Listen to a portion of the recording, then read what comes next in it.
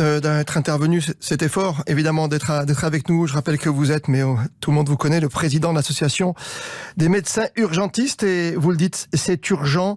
Il faut donner les traitements avec la chloroquine au plus vite possible. Je pense que vous avez été attentif, Monseigneur. Le prince Albert II, invité exceptionnel ce soir d'RTL, est avec nous. Oui, bonsoir. Bonsoir à vous. C'est important ce que dit Patrick Pelloux pour nos personnes qui nous sont chères, les personnes âgées. Vous avez été contaminé il n'y a pas très longtemps, il y a quoi, il y a 4-5 jours, c'est bien ça, Monseigneur ? Disons que les premiers symptômes sont apparus dans la nuit de dimanche à lundi, donc ça fait quand même une bonne semaine maintenant.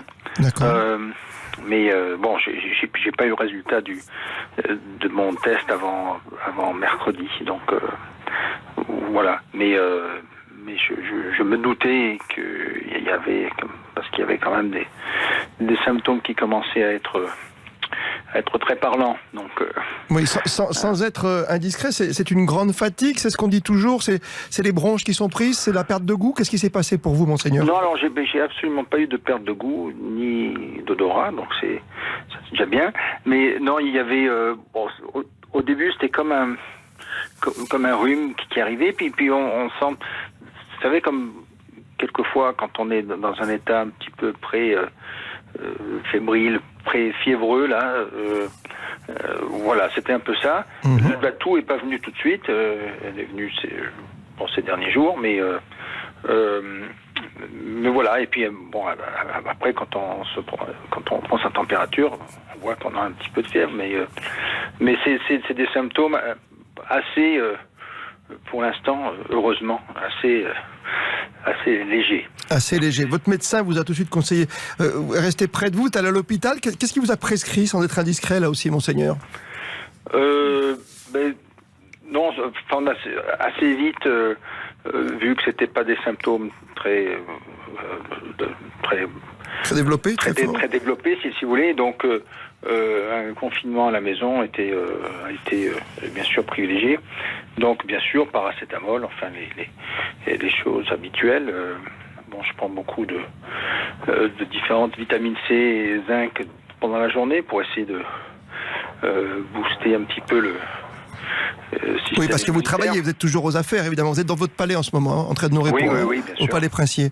Et vous avez rajouté de la chloroquine, comme l'a fait peut-être votre voisin, le Niçois ? Non, alors j'en ai parlé, bien sûr, avec les médecins, mais ils m'ont dit que pour l'instant, mon état ne présentait pas il n'y avait pas d'aggravation dans les symptômes. S'il y avait un début d'indication d'une surinfection des bronches, alors peut-être que oui, mais ça n'est pas encore le cas pour l'instant. Oui, parce qu'on l'a entendu avec le ministre de la Santé tout à l'heure, c'est uniquement pour les formes graves, hein, donc c'était... Oui. Voilà, pour vous, c'est une façon... Vous comprenez que certains essayent aujourd'hui, Monseigneur, ce produit ?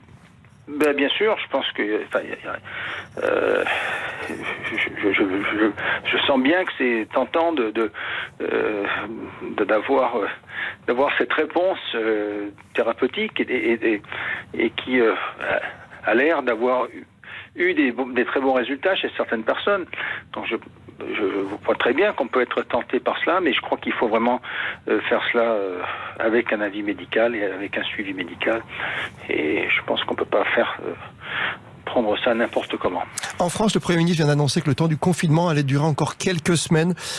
Vous avez pris les mêmes mesures que la France, que l'Italie à une semaine près, ou en même temps que la France? Quel était le moment, vous, déclencheur? Écoutez, je crois que quand tout autour de vous, il y a des mesures strictes qui sont prises. Je pense qu'il fallait absolument adhérer à cela et on ne pouvait pas faire à moins que dans les pays voisins et amis. Et donc, pour qu'il y ait une certaine cohérence, et puis pour que voilà, on ne soit pas un lieu de comment dirais-je de contamination, où il y ait moins de mesures strictes pour que les gens malheureusement certains Surtout avec les frontaliers, avec les frontaliers pour vous, hein, évidemment, qui viennent d'Italie ou de France. Et même j'ai un petit peu devancé cela aussi pour le couvre-feu, puisqu'on a aussi un couvre-feu à Monaco à partir de 22h le soir. Et ça avait commencé à été... on commençait à parler de cela pour Nice et pour différentes autres communes sur le littoral, et donc j'ai dit au gouvernement, mais je crois qu'il faut que nous prenions aussi les mêmes mesures, parce que sinon on va se retrouver avec des personnes qui vont venir sur Monaco pensant que le soir ça va, et ils peuvent... Oui. Au lieu de rester à Nice tranquillement au chaud, voilà, ou à Menton ou ailleurs, ou d'Italie, venir chez vous. Ça c'est clair. Là, à l'instant même, on l'apprend donc avec le Premier ministre. On va certainement vers un confinement plus long, évidemment.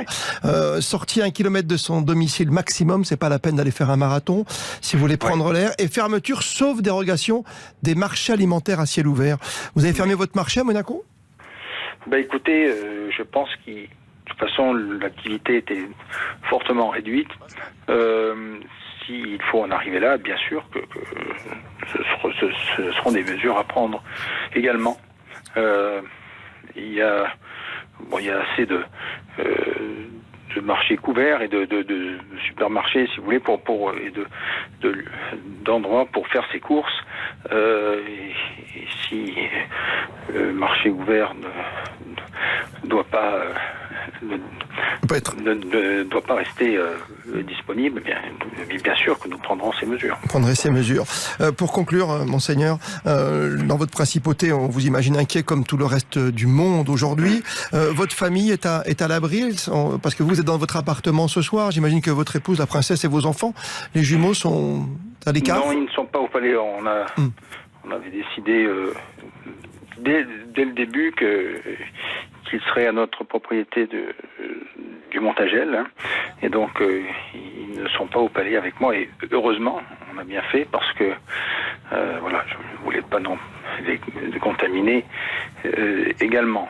Mais donc c'est vrai que c'est une séparation un petit peu difficile, et heureusement qu'il y a le FaceTime par téléphone où je puisse rester en contact avec eux, mais c'est important. C'est très très difficile. Puis le reste de la famille et mes sœurs sont dans leurs appartements à Monaco, ou aussi en dehors de Monaco pour d'autres membres de la famille. Enfin, tout le monde est à l'abri, et tout le monde est bien confiné dans des lieux sûrs et confortables. Comme beaucoup, il faut absolument rester confiné, vous le savez. Ma dernière question, elle va être rapide, parce qu'on va appeler tout de suite Philippe Corbet aux États-Unis qui nous rejoint. Bonsoir Philippe. Bonsoir. On parle chez vous aux États-Unis, comme beaucoup en France, d'un report des Jeux Olympiques. Je sais que vous êtes membre du CIO. Oui. Donc c'était ma dernière question par rapport aux Jeux Olympiques. Est-ce raisonnable de les maintenir ou non, Monseigneur ? Écoutez, je crois qu'il y a déjà certains comités nationaux olympiques, comme les États-Unis, comme le Canada, qui a déjà dit qu'il n'allait pas envoyer d'athlètes, et puis certaines grandes fédérations internationales qui commencent à s'adresser au CIO en disant que c'est quand même difficile de maintenir les JO aux dates prévues. Même le gouvernement japonais a dit qu'un report était possible, donc je pense que